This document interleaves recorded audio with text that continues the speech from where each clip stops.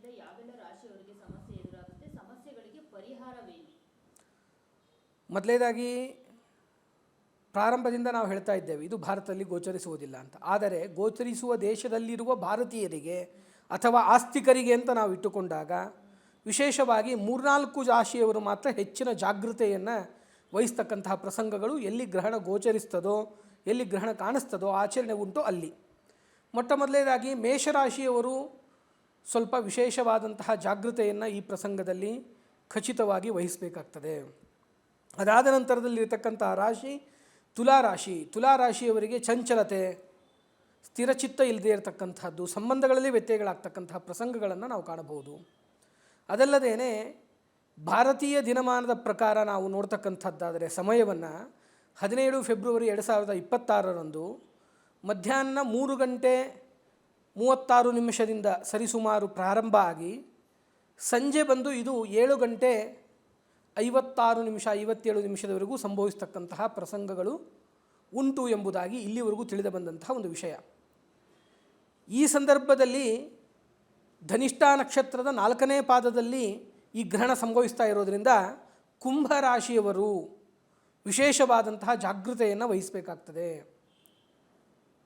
ಅದೇ ರಾಶಿ ಧನಿಷ್ಠ ನಕ್ಷತ್ರದ ಕುಂಭರಾಶಿಯಲ್ಲೇ ಗ್ರಹಣ ಸಂಭವಿಸ್ತಾ ಇರತಕ್ಕಂಥದ್ರಿಂದ ಅವರಿಗೆ ಹೆಚ್ಚಿನ ಎಚ್ಚರಿಕೆ ವಹಿಸಲು ಜ್ಯೋತಿಷ್ಯಶಾಸ್ತ್ರ ತಿಳಿಸ್ತಾ ಇದೆ. ಅದನ್ನು ಹೊರತುಪಡಿಸಿ ಮುಂದಿನ ರಾಶಿಯನ್ನು ನಾವು ನೋಡ್ತಕ್ಕಂಥದ್ದಾದರೆ ಮೀನರಾಶಿ ಎಂಬುದಾಗಿ ಕರಿತೇವೆ. ಯಾವಾಗಲೂ ಯಾವ ರಾಶಿಯಲ್ಲಿ ಗ್ರಹಣ ಸಂಭವಿಸ್ತಾ ಇದೆಯೋ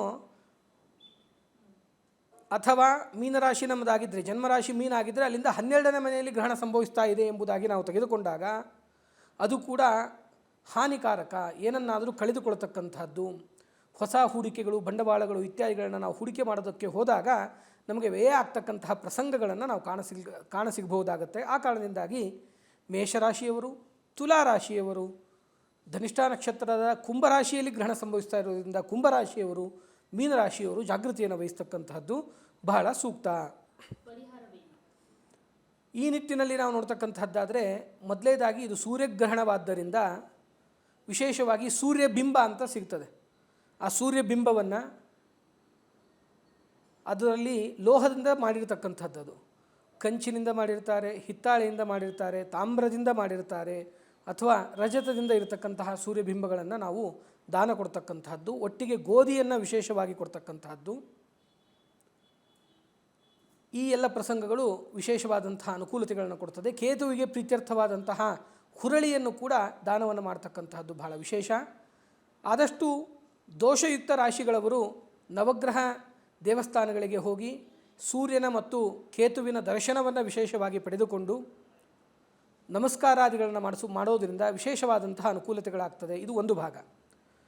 ನವಗ್ರಹ ದೇವಸ್ಥಾನ ಸಿಗುವುದು ಸ್ವಲ್ಪ ಕಷ್ಟ ಅಂದರೆ ಈ ಎಲ್ಲ ಗ್ರಹಗಳು ಡೈರೆಕ್ಟಾಗಿ ರಿಪೋರ್ಟ್ ಮಾಡಿಕೊಳ್ತಕ್ಕಂಥದ್ದು ಶಿವನಿಗೆ. ಫಣಿಗಣ ವರಭೂಷಃ ಪಾರ್ವತಿ ಶ್ಲಾಘ್ಯವೇಷಃ ಖಲ ಜನಕೃತ ರೋಷಃ ಖಂಡಿತಾತ್ಮೀಯ ದೋಷಃ ಸದರುಣಗಿರಿವಾಸಃ ಶಕ್ರ ಸೂರ್ಯಾದ್ಯದೀಶಃ ಪರಿಋತ ಭವಪಾಶಃ ಪಾತು ಮಾಂ ಪಾರ್ವತೀಶಃ ಅಂತ ಈಗ ತಾನೇ ನಾವು ಶಿವರಾತ್ರಿ ಉತ್ಸವವನ್ನು ಮುಗಿಸಿದ್ದೇವೆ.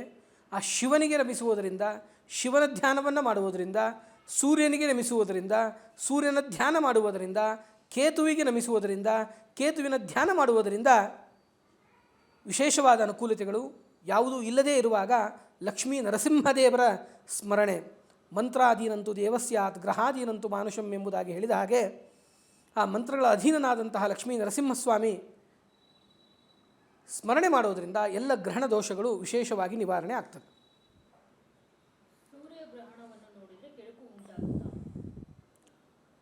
ಶಾಸ್ತ್ರದಲ್ಲಿ ತಿಳಿಸುವ ಹಾಗೆ ಗ್ರಹಣಗಳನ್ನು ಅಂದರೆ ಇಲ್ಲಿ 2 ವಿಭಾಗಗಳಿದೆ.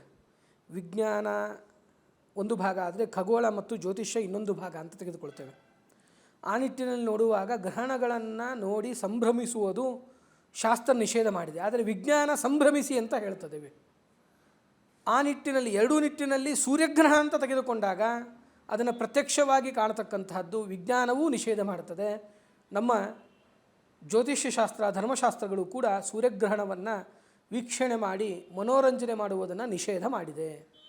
ಆ ರೀತಿಯಾಗಿ ನೋಡಿ ಅದನ್ನು ಮನೋರಂಜನೆ ಮಾಡುವುದರಿಂದ ದಿನಮಣಿಯಾದಂತಹ ಸೂರ್ಯ ಆರೋಗ್ಯಗಳಿಗೆ ತೊಂದರೆಯನ್ನು ಮಾಡ್ತಾನೆ, ಆರೋಗ್ಯಕ್ಕೆ ಡೈರೆಕ್ಟಾಗಿ ತೊಂದರೆ ಆಗ್ತಕ್ಕಂಥ ಪ್ರಸಂಗಗಳಿರ್ತದೆ. ಆ ನಿಟ್ಟಿನಲ್ಲಿ ಅದನ್ನು ಸಾಕ್ಷಾತ್ತಾಗಿ ನೋಡಬೇಡಿ ಎಂಬುದಾಗಿ ಶಾಸ್ತ್ರಗಳು ಸಲಹೆಯನ್ನು ನೀಡ್ತದೆ. ಸೂರ್ಯಗ್ರಹಣ ಭಾರತದಲ್ಲಿ ಗೋಚರವಾಗುವುದಿಲ್ಲ, ಹೀಗಾಗಿ ಜನ ಹೊರಗೆ ಓಡಾಡಬಹುದಾ? ಇದು ಬಹಳ ಮಹತ್ವದ ವಿಶಿಷ್ಟವಾದ ಪ್ರಶ್ನೆ. ಎಲ್ಲ ಜನರಿಗೂ ಗೊಂದಲವನ್ನು ನಿವಾರಣೆ ಮಾಡ್ತಕ್ಕಂತಹ ಒಂದು ವಿಶಿಷ್ಟವಾದ ಪ್ರಶ್ನೆ ಇದು. ಎಲ್ಲಿ ಗ್ರಹಣ ಗೋಚಾರವಿಲ್ಲವೋ, ಕಾಣಿಸುವುದಿಲ್ಲವೋ ಅಲ್ಲಿ ಆಚರಣೆಯೇ ಇಲ್ಲ. ಆಚರಣೆ ಇಲ್ಲ ಅಂದಾಕ್ಷಣದಲ್ಲಿ ಭಾರತದಲ್ಲಿ ಇರತಕ್ಕಂತಹ ಯಾವ ಜನರಿಗೂ ಕೂಡ ರಾಶಿಯ ಫಲಾಫಲಗಳು ಸರ್ವಥಾ ಇರುವುದಿಲ್ಲ. ಇಲ್ಲಿ ಆಚರಣೆಗಳೇ ಇಲ್ಲ ಅಂದ ನಂತರದಲ್ಲಿ ಗ್ರಹಣಗಳಿದ್ದಾಗ ಹೇಗಿರ್ತದೆ ಅಂದರೆ, ಸೂರ್ಯಗ್ರಹಣಕ್ಕೆ 12 ಗಂಟೆಗಳ ಕಾಲ ಮುಂಚಿತವಾಗಿ ಉಪವಾಸವನ್ನು ಆಚರಣೆ ಮಾಡಬೇಕು. ಚಂದ್ರಗ್ರಹಣಕ್ಕೆ 9 ಗಂಟೆ ಮುಂಚಿತವಾಗಿ ಉಪವಾಸವನ್ನು ಆಚರಣೆ ಮಾಡಬೇಕು. ಗ್ರಹಣ ಇಲ್ಲಿ ಸಂಭವಿಸದೇ ಇರುವುದರಿಂದ ಇಲ್ಲಿ ಯಾವುದೇ ವಿಧವಾದ ಉಪವಾಸದ ಆಚರಣೆ, ಸ್ನಾನಾದಿಗಳ ಆಚರಣೆ, ಬಾಲಕರಿಗೆ, ವೃದ್ಧರಿಗೆ, ರೋಗ ಪೀಡಿತರಿಗೆ, ಗರ್ಭಿಣಿಯರಿಗೆ ಯಾವುದೇ ವಿಧವಾದಂತಹ ನಿಬಂಧನೆಗಳು ಸರ್ವಥಾ ಇರುವುದಿಲ್ಲ. ಆದರೆ ಅಮಾವಾಸ್ಯೆ ಸಮೀಪಿಸಿದಾಗ ಪರಿಪೂರ್ಣ ಚಂದ್ರನು ಇಲ್ಲದೇ ಇರುವುದರಿಂದ ಕೆಲವೊಂದಿಷ್ಟು ಮಾನಸಿಕ ಬೌದ್ಧಿಕ ತೊಂದರೆಗಳಾಗ್ತಾ ಇರ್ತದೆ. ಆ ನಿಟ್ಟಿನಲ್ಲಿ ಹೊಸ ನಿರ್ಧಾರಗಳು, ಹೊಸ ಕೆಲಸಗಳಿಗೂ ಪ್ರಾರಂಭ ಮಾಡುವುದಕ್ಕೆ ಇದು ಸೂಕ್ತ ಸಮಯವಲ್ಲ ಎಂಬುದಾಗಿ ನಾವು ನಿಮಗೆ ಸಲಹೆಯನ್ನು ನೀಡಬಹುದು. ಗುರುಜಿ, ಸೂರ್ಯಗ್ರಹಣದ ದಿನ ಯಾವೆಲ್ಲ ಮುನ್ನೆಚ್ಚರಿಕಾ ಕ್ರಮಗಳನ್ನು ಕೈಗೊಳ್ಳಬೇಕು? ಸೂರ್ಯಗ್ರಹಣ ನಡೆಯುವ ಗೋಚಾರವಾಗುವ ಸ್ಥಳದಲ್ಲಿ ವಿಶೇಷವಾಗಿ ಸೂರ್ಯಗ್ರಹಣದ ಸಮಯವನ್ನು ಏನು ನಿಗದಿಪಡಿಸಿರ್ತಾರೋ ಅಲ್ಲಿಗೆ 12 ಗಂಟೆ ಮುಂಚಿತವಾಗಿ ಉಪವಾಸವನ್ನು ಶಕ್ತರು, ಎಲ್ಲ ವಿಧವಾಗಿ ನಾರ್ಮಲ್ ಕಂಡೀಷನಲ್ಲಿರ್ತಕ್ಕಂತಹ ಜನರು ಉಪವಾಸಾದಿಗಳನ್ನು ಮಾಡ್ತಕ್ಕಂಥದ್ದು ಉಚಿತ. ಅದನ್ನು ಹೊರತುಪಡಿಸಿ ಅಬ್ನಾರ್ಮಲ್ ಅನ್ನೋ ಶಬ್ದಕ್ಕೆ ಏನರ್ಥ ಅಂದರೆ, ಒಂದು 8 ವರ್ಷದ ಒಳಗಡೆ ಇರತಕ್ಕಂತಹ ಮಕ್ಕಳು, ಅವರಿಗೆ ಬಾಲಕರು ಅಂತ ಕರೀತಾರೆ. ಎರಡನೇದಾಗಿ 80 ವರ್ಷವನ್ನು ದಾಟಿರತಕ್ಕಂತಹ ವೃದ್ಧರು, ಮತ್ತು ಏನಾದರೂ ಮೆಡಿಸಿನ್ಸ್ಗಳ ಮೇಲೆ ಇದ್ದಂತಹ ಜನಗಳು, ಸಣ್ಣ ಪುಟ್ಟ ರೋಗಗ್ರಸ್ತರಾದವರು ಮತ್ತು ಗರ್ಭಿಣಿ ಸ್ತ್ರೀಯರು, ಈ 4 ಜನರಿಗೆ ಎಕ್ಸಂಪ್ಷನ್ನ ಕೊಡ್ತದೆ ಧರ್ಮಶಾಸ್ತ್ರ. ಅಂದರೆ ಯಾವ ಸಮಯಕ್ಕೆ ಗ್ರಹಣ ಸಂಭವಿಸ್ತದೋ ಅಲ್ಲಿಂದ ಮುಂಚಿತವಾಗಿ 3 ಗಂಟೆಗಳವರೆಗೂ ಕೂಡ ಅನ್ನ ಆಹಾರಾದಿಗಳನ್ನು, ಅಲ್ಪೋಪಹಾರಗಳನ್ನು, ಬಹಳ ಲಘುವಾದ ಆಹಾರಗಳನ್ನು ಸೇವಿಸಲಿಕ್ಕೆ ಅವಕಾಶಗಳಿದೆ. ಇದು ಒಂದು ಭಾಗ ಸೂರ್ಯಗ್ರಹಣದ ಪೂರ್ವದಲ್ಲಿ. ಇನ್ನು ಗ್ರಹಣ ಸಮಯದಲ್ಲಿ ಗೋಚರಿಸ್ತಕ್ಕಂತಹ ಪ್ರದೇಶಗಳಲ್ಲಿ ಯಾವ ರೀತಿಯಾಗಿ ಆಚರಣೆ ಮಾಡಬೇಕು ಅಂದರೆ, ಗ್ರಹಣದ ಪ್ರಾರಂಭದಲ್ಲಿ ಒಂದು ಸ್ನಾನ, ಗ್ರಹಣದ ಮಧ್ಯದಲ್ಲಿ ಒಂದು ಸ್ನಾನ, ಗ್ರಹಣದ ಕೊನೆಯ ಭಾಗದಲ್ಲಿ ಒಂದು ಸ್ನಾನ.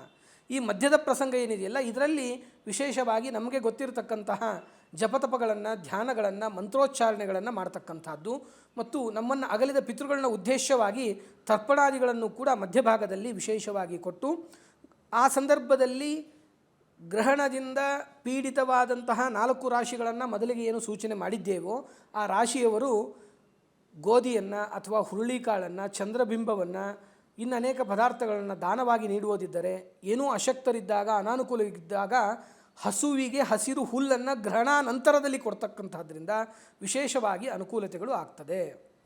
ಗುರುಜಿ, ಸೂರ್ಯಗ್ರಹಣ ವಾತಾವರಣದ ಮೇಲೆ ಪರಿಣಾಮ ಬೀರುತ್ತಾ? ನೈಸರ್ಗಿಕ ವಿಕೋಪಗಳು ಸಂಭವಿಸುತ್ತಾ?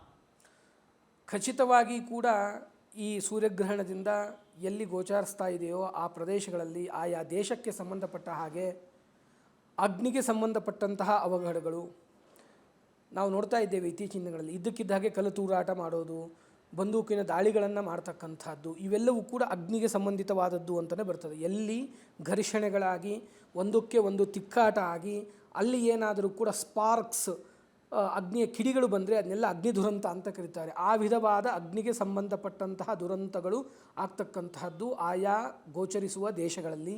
ಮತ್ತು ಜಲ ಸಂಬಂಧಿತವಾದಂತಹ ಅನಾನುಕೂಲತೆಗಳು, ಇನ್ನೂ ವಿಶೇಷವಾಗಿ ರಾಜರಲ್ಲಿ ವೈಮನಸ್ಸುಗಳು ಉಂಟಾಗ್ತಕ್ಕಂಥದ್ದು. ಎಲ್ಲ ಚೆನ್ನಾಗೇ ಇರ್ತಾರೆ, ಎಲ್ಲರ ಜೊತೆಯಲ್ಲೂ ಪರಸ್ಪರ ಹೊಂದಾಣಿಕೆ, ಪಕ್ಕದ ದೇಶದ ಜೊತೆಗೆ ಪರಸ್ಪರ ಹೊಂದಾಣಿಕೆ ಇದ್ದರೂ ಕೂಡ ಈ ಸೂರ್ಯಗ್ರಹಣದ ಪ್ರಭಾವದಿಂದ ಆ ಕಾಲದಲ್ಲಿ ಕೆಟ್ಟದಾದ ಹೇಳಿಕೆಗಳನ್ನು ಕೊಟ್ಬಿಡೋದು, ಅದನ್ನು ಮತ್ತೆ ಮುಂದಿನ ದಿನಗಳಲ್ಲಿ ಪುನಃ ಹಿಂದಕ್ಕೆ ಪಡೆಯತಕ್ಕಂತಹ ಪ್ರಸಂಗಗಳನ್ನು ಈ ಸೂರ್ಯಗ್ರಹಣದಿಂದ ನಾವು ಕಾಣಬಹುದು. ಈಗ ಇಲ್ಲೂ ಕೂಡ ಆಕ್ಸಿಡೆಂಟ್ಗಳು ಆಗ್ತಿದೆಯಲ್ಲ, ಅದ್ರ ಬಗ್ಗೆ ಏನು ಹೇಳ್ತೀರಿ? ಅದು ಕೂಡ ಈ ಗ್ರಹಣ ಅಥವಾ ಶಿವರಾತ್ರಿ ಸಮಯದಲ್ಲಿ ವಿಶೇಷವಾಗಿ ಈ ಥರದ ಪ್ರಸಂಗಗಳನ್ನು ನೋಡಬೇಕಾದ್ರೆ ನಾವು ಮೊದಲಿಗೆ ಹೇಳ್ತಾ ಇದ್ವಿ ನಿಮಗೆ, ಅಮಾವಾಸ್ಯಾದಿಗಳು ಹತ್ತಿರ ಬಂದಾಗ ಏನಾಗ್ತದೆ, ಪರಿಪೂರ್ಣ ಚಂದ್ರ ಇರೋದಿಲ್ಲ. ಪರಿಪೂರ್ಣ ಚಂದ್ರ ಇಲ್ಲದೇ ಇರುವ ಪ್ರಸಂಗದಲ್ಲಿ ಏನಾಗುತ್ತೆ ಅಂದರೆ, ನಮ್ಮ ಮನಸ್ಸಿನ ಸ್ಥಿಮಿತತೆಯನ್ನು ನಾವು ಕಳೆದುಕೊಳ್ತೇವೆ, ನಮ್ಮ ಬುದ್ಧಿಯ ಸ್ಥಿಮಿತತೆಯನ್ನು ಕಳೆದುಕೊಳ್ತೇವೆ. ಇತ್ತೀಚೆಗೆ ರೀಸೆಂಟಾಗಿ ನೋಡಿದಿರ್ತಕ್ಕಂಥ ಒಂದು ಆಕ್ಸಿಡೆಂಟನ್ನು ನೋಡೋದಾದರೆ, ಅಪ್ರಾಪ್ತ ವಯಸ್ಸಿನ ಬಾಲಕ ಮನೆಯಲ್ಲಿ ಯಾರಿಗೂ ಹೇಳದೇನೆ ವಾಹನವನ್ನು ತೆಗೆದುಕೊಂಡು ಅತೀ ವೇಗದಲ್ಲಿ ಚಲಾಯಿಸಿ ಹಾನಿಯನ್ನು ಮಾಡಿಕೊಂಡಿರತಕ್ಕಂಥದ್ದು, ಅದರಲ್ಲಿರತಕ್ಕಂತಹ ಎಲ್ಲರೂ ಕೂಡ ನಿರ್ಜೀವರಾಗಿರ್ತಕ್ಕಂತಹ ಪ್ರಸಂಗಗಳನ್ನು ನಾವು ಕಾಣ್ತೇವೆ. ಈ ಥರದ ಪ್ರಸಂಗಗಳೆಲ್ಲ ಅಮಾವಾಸ್ಯೆ ಹತ್ತಿರ ಬಂದಾಗ ಈ ಮುಖಾಂತರವಾಗಿ ಇನ್ನೂ ಒಂದು ವಿಷಯವನ್ನು ತಿಳಿಸಬೇಕು. ಈಗ ಕನಿಷ್ಠ ಪಕ್ಷ ನಮಗೆ ಗೊತ್ತು ಇರತಕ್ಕಂತಹ ವಿತ್ ಡಾಕ್ಯುಮೆಂಟ್ಸ್ ನೋಡ್ತಕ್ಕಂತಹ ಆಕ್ಸಿಡೆಂಟ್ಗಳನ್ನ ನಾವು ನೋಡ್ತಾ ಬಂದಾಗ ನಮ್ಮ ಹತ್ತಿರದ ದೇಶದಲ್ಲಿ ಸಂಭವಿಸುವ ಗ್ರಹಣಗಳ ಸಂದರ್ಭ ಇರ್ಬೋದು, ಅಥವಾ ನಮ್ಮ ದೇಶದಲ್ಲಿ ಸಂಭವಿಸುವ ಗ್ರಹಣಗಳ ಸಂದರ್ಭ ಇರ್ಬೋದು. ಇದನ್ನು ಹೊರತುಪಡಿಸಿ ವಿಶೇಷವಾಗಿ ಅಮಾವಾಸ್ಯೆಗೆ ಹತ್ತಿರದಲ್ಲಿ ಈ ತರಹದ ಆಕ್ಸಿಡೆಂಟ್ಗಳು, ಸೂಸೈಡ್ಗಳು ಇತ್ಯಾದಿಗಳು ಅತಿ ಹೆಚ್ಚಿಗೆ ಆಗ್ತಕ್ಕಂತಹ ನಂಬರ್ ಆಫ್ ರೇಟ್ಸನ್ನು ಹೆಚ್ಚಿಗೆ ಕಾಣಲಿಕ್ಕೆ ಸಿಗ್ತದೆ ನಮಗೆ. ಈ ಸಂದರ್ಭದಲ್ಲಿ ಚಂದ್ರ ಮನಸ್ಸಿಗೆ ಅಭಿಮಾನಿ ದೇವತೆ. ಅವನು ಸಂಪೂರ್ಣವಾಗಿ ಅವನ ಚಂದ್ರನ ಶಕ್ತಿಯನ್ನೇ ಕಳೆದುಕೊಂಡಿರ್ತಾನೆ. ನಮ್ಮ ಮನಸ್ಸನ್ನು ಪ್ರಫುಲ್ಲವಾಗಿ ಶಾಂತವಾಗಿ ಇಡ್ತಕ್ಕಂತಹ ಚಂದ್ರನ ಮನಸ್ಥಿತಿಯೇ ಹದಗೆಟ್ಟು ಹೋಗಿರ್ತಕ್ಕಂತಹ ಪ್ರಸಂಗ ಈ ಅಮಾವಾಸ್ಯೆ ದಿನಗಳಲ್ಲಿ. ಈ ಸಂದರ್ಭದಲ್ಲಿ ಈ ತರಹದ ಆಕ್ಸಿಡೆಂಟ್ಗಳಿರಬಹುದು, ಅಗ್ನಿಗೆ ಸಂಬಂಧಿತವಾದಂತಹ ಕೃತ್ಯಗಳಿರ್ಬೋದು. ಇತ್ತೀಚಿನ ದಿನಗಳಲ್ಲಿ ನಾವು ನೋಡ್ತೇವೆ ಕೆಲವೊಂದಿಷ್ಟು ಬಸ್ಸುಗಳಲ್ಲಿ ಅಗ್ನಿ ದುರಂತ ಆಗಿ ಸಂಪೂರ್ಣ ಬಸ್ಸಿನಲ್ಲಿರ್ತಕ್ಕಂಥ ಎಲ್ಲ ಜನರು ಹೋಗಿರ್ತಕ್ಕಂಥದ್ದು, ಕೆಲವೊಂದಿಷ್ಟು ಕಡೆಗೆ ಅಗ್ನಿ ದುರಂತ ಬಸ್ಸಿಗಾಗಿ ಒಳಗಡೆ ಇರತಕ್ಕಂಥವ್ರು ಉಳಿದಿರತಕ್ಕಂಥದ್ದು. ಈ ಎಲ್ಲ ದಿನಗಳನ್ನು ನೀವು ಕಂಪೇರ್ ಮಾಡ್ತಾ ಬಂದರೆ ಇದು ಅಮಾವಾಸ್ಯೆ ಹಿಂದೆ ಮುಂದಿನ ದಿನಗಳಲ್ಲಿ, ಅಮಾವಾಸ್ಯೆ ಹತ್ತಿರ ದಿನಗಳಲ್ಲಿ ಆಗ್ತಕ್ಕಂಥದ್ದು ನಾವು ಕಾಣಸಿಗ್ತದೆ.